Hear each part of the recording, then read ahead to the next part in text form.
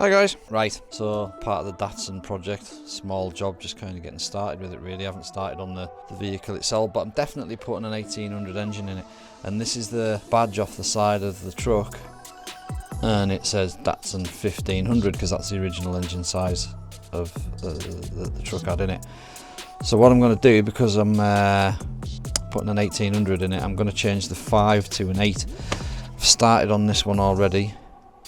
So I've took the chrome off and I've used a plastic infill to build that up, and then I'm going to use a filler after that, to like a car body filler to build up that. But I just thought I'd do a quick video, show you what I'm up to with the badges. So with this one, I used a knife to take off the chrome, but I don't think it was the best way to do it. Excuse me.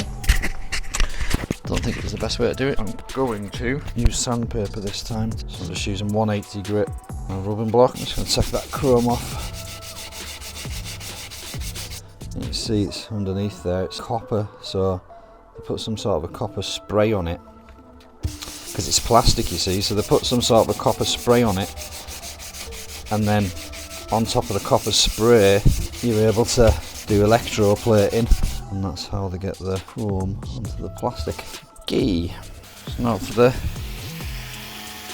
rotary tool, I need to get this bit out of here and roughed up so that we can then put some fresh plastic into it. Same here. What I want to do, I want to get don't just want to rough it up in there, I want to remove some of the ribs and stuff like that, and I want to get down to bare plastic.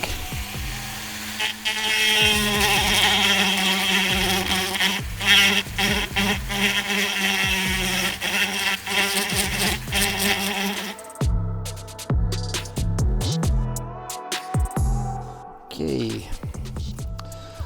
What else I'm going to do? I'm going to put I don't know how this one's going to work out, but I want to try, because there's actually like black paint on top of the chrome, so I just want to see if I can actually clean this up a bit and get,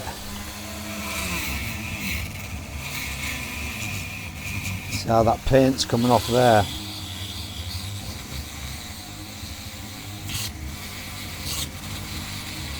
So ultimately when I redo these, obviously these badges must have been made chrome and then painted.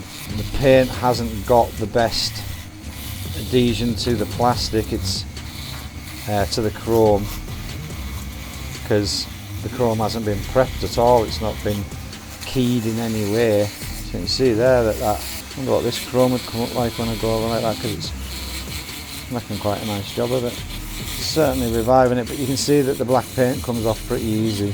But for anybody that's wanting to restore the badges, you can see there that you can fairly go with it. With a Dremel, I've got a brass. Look at that, what a good job that's done on that. Totally took all the crud off it. But that's not the plan, that's not what I'm doing. So I just wanted to see how that would go.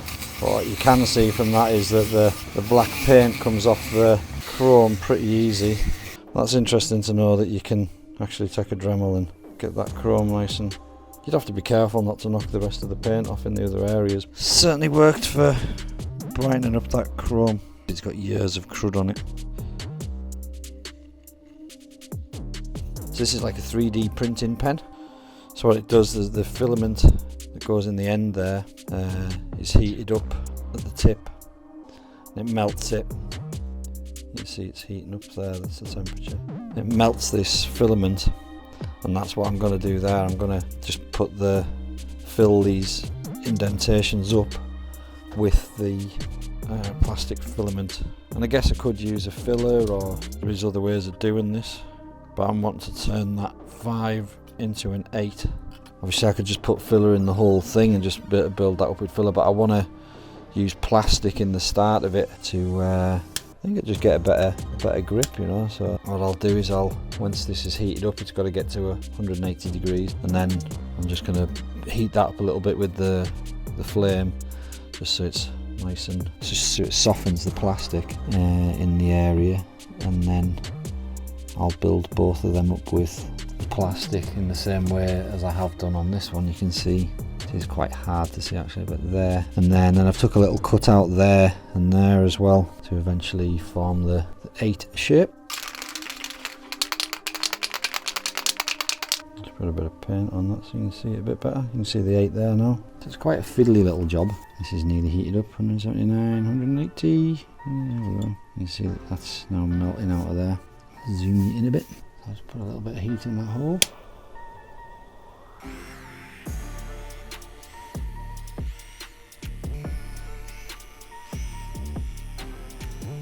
Just so I can cut it back a bit. Like I say, this isn't the finished result as it were, it's just to get the build into there. Like so. And then I can take a knife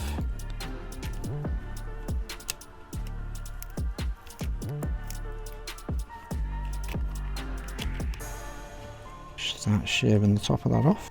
Just get the majority of that off and then I'll sand the rest back. And obviously I'm trying not to cut myself here. Plastic is quite hard. It sets really quick. It's obviously like a temperature thing, but as soon as it cools down it goes hard.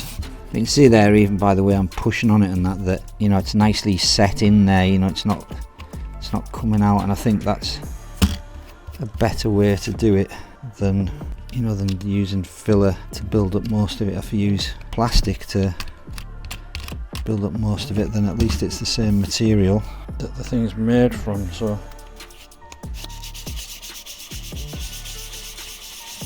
a little bit more work to do to that. Just tidying up the edges. I might put a little bit more plastic in, but I think that's about ready. So I want to put a little halfway across those 2 gaps there. That's where I need to create my nicks in there. I'll do that by using the Dremel, a small pointy diamond bit.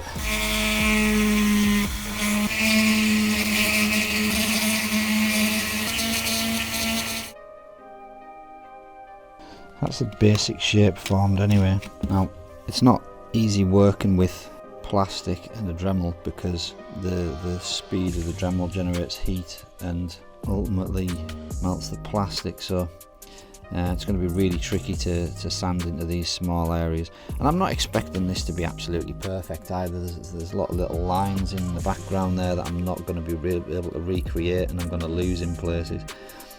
But you got to bear in mind that the whole thing's going to be painted. You know, we're going to clean off this chrome and the paint, and I'll probably leave some of the chrome where it's, because it's stuck well enough, you know, it's not that it's coming off. So I just want to get the loose paint off the top of it, so I'll sand that a bit and then we'll get some paint on this. Like I say, this one here, so you can see where I've been burning it as well, it's made it all porous. But you can see the shape of the 8, and that's what we're going for. And then I'm probably going to do these like in a red, and then I'll get a chrome paint to redo the Datsun, possibly, I don't know. So that's where we're going with it anyway.